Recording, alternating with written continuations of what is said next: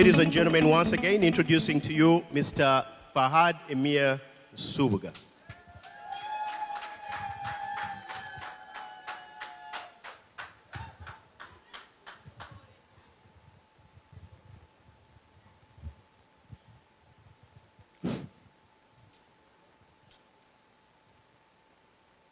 It's surprising that last year, before I even said anything, I specifically said, that one of the major problems we have in our communities, even when we do not know what somebody is going to say, we tend to pretend that we know what he's going to say, and so we choose not to give him attention before he says what he's going to say. And so that is why I'm asking you to stay silent.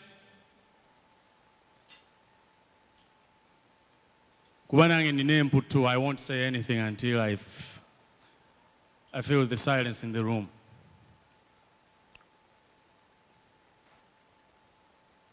Ladies and gentlemen, in the interest of time, please allow me to not say the inevitable or the necessary greetings and introductions and just use what I commonly call a universal greeting, and that is Assalamu alaikum wa rahmatullahi wa barakatuh. Hello, everyone. Are you ready? Should we begin? Ladies and gentlemen, my friend once told me that one of the most difficult things besides reading alone is drinking alone. But the thing is, I'll never get that experience because one, I do not drink.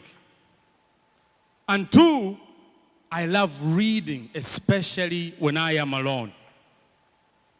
However, I know that speaking in a room full of dignitaries, full of respected people,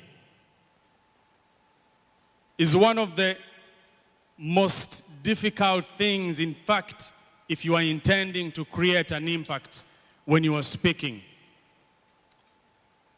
Which is why, to those watching me for the first time, I would like to welcome you by saying that my name is Fahad Amir Nsubuga and I was born in Africa. Some people call me a motivational speaker. Others call me a social activist. I call myself a realistic storyteller. And I am here to tell you a story. See, a few weeks ago, I had an opportunity to engage with brothers and sisters from different parts of Africa. The discussion was mainly about parenting, the impact of our names, and the constant violence in some parts of Africa.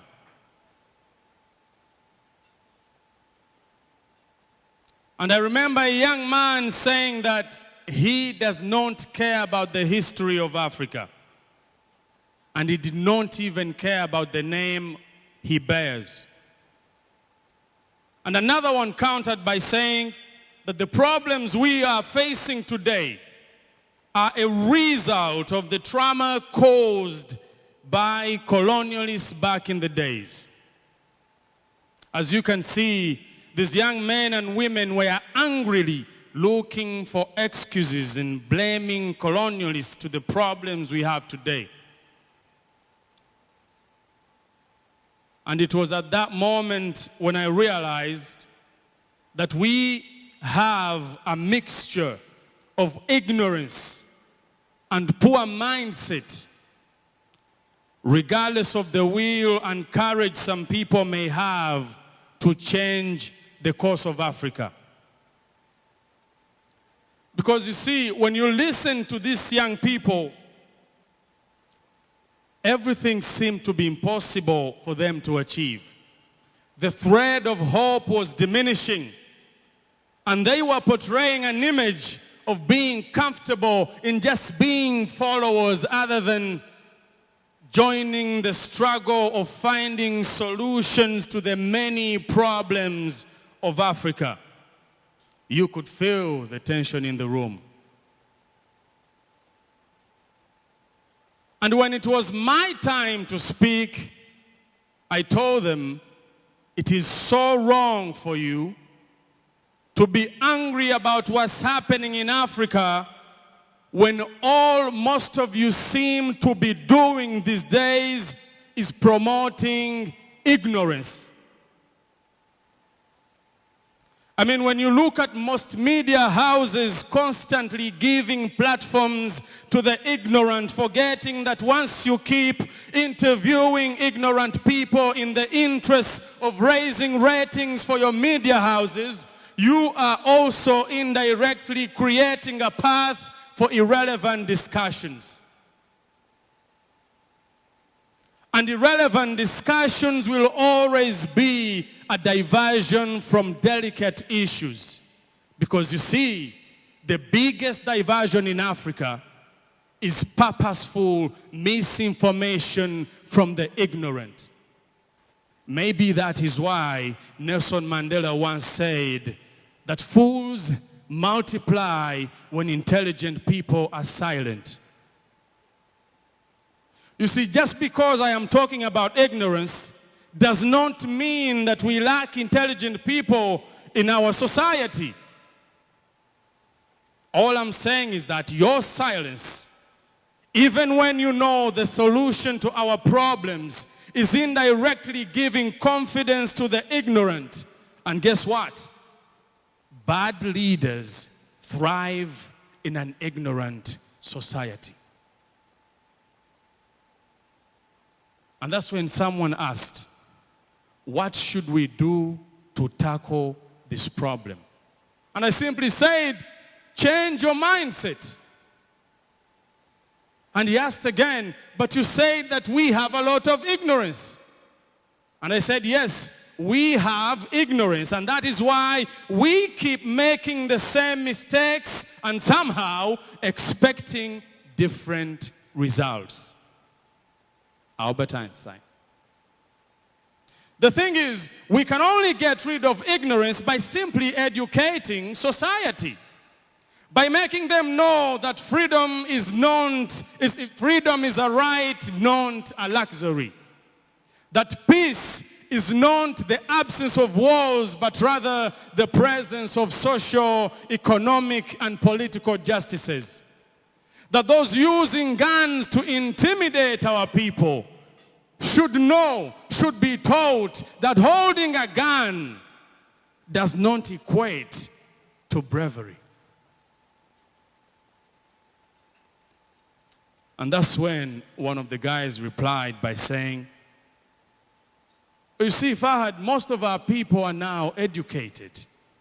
In fact, he went ahead and said that this is an exposed generation. Just because we know the latest phone, the latest songs, the new trending clothes. I smirked. Ladies and gentlemen, when he said that, I just knew. Because that became the key to our discussion. A smart man once said, never let your education stand in the way of your learning. Which means regardless of how exposed or educated you are, you should always leave room for learning. Or else we will have a lot of educated people that will in return become educated fools because their ego prevented them from learning something new. And just like Dr. Rigsby once defined it, ego is the anesthesia that deadens the pain of stupidity. And pride is the burden of a foolish person. Which means that when you are too proud to learn from others, you are indirectly dismantling hope in society, which means that classroom education alone is not enough to create an impact, especially when there is so much to learn out there. So, ladies and gentlemen, if I ask you today, how do we change the mindset? I would answer it like this. Step one, we get educated. Education is an enlightening process of receiving and providing knowledge through systematic instructions. Step two, we leave room for more learning. Learning refers to an intellectual process of acquiring new skills and knowledge through experiences. Sometimes those experiences might be a result of the decisions you made to become rich or the decisions you made to become poor. At the end of it all, you learn from them. That is learning. And maybe when people start joining education and leaving more room for learning, their mindset will change. Mindset is a set of beliefs that helps you make a sense of the world and yourself. You see, when your mindset changes, you will get the wisdom to approach things differently. And that will most likely give you the chance to get positive results. When your mindset changes, you will realize that you cannot dream of becoming something that you know nothing about.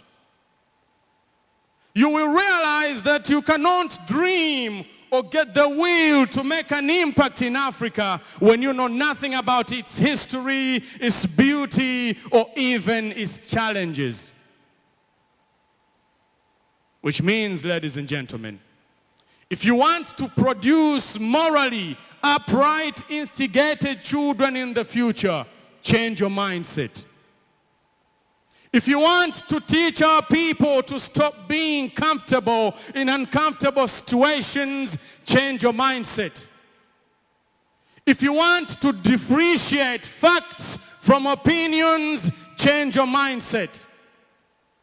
And if you want to have leaders that won't define positive criticism as a threat to their positions of power, change your mindset. And if you want to break the cycle or believe that Africa is a follower or inferior, change your mindset. If you want your children to do the right thing, even when they are pushed to do only what benefits them, change your mindset. And if we want our people to have the courage that is hot enough to burn doubts from their minds and hesitation from their hearts, change your mindset. And if we want to combat corruption that is literally turning into a religion in Africa, change your mindset. Ladies and gentlemen, the key to our success is hiding in plain sight, the mindset. Because when you are caged up, the first thing that gets locked up is your mind. I beg you today to not limit your aspirations for greatness and tap the untapped potential of Africa and Africans. Ladies and gentlemen, I always use this statement every time I am ending my speeches.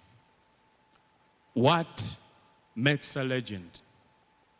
Is it what you do when you're still alive, or how people remember you when you're dead? Those two statements mean the same. The things you do when you are still alive are the things people will always use to remember you when you're dead.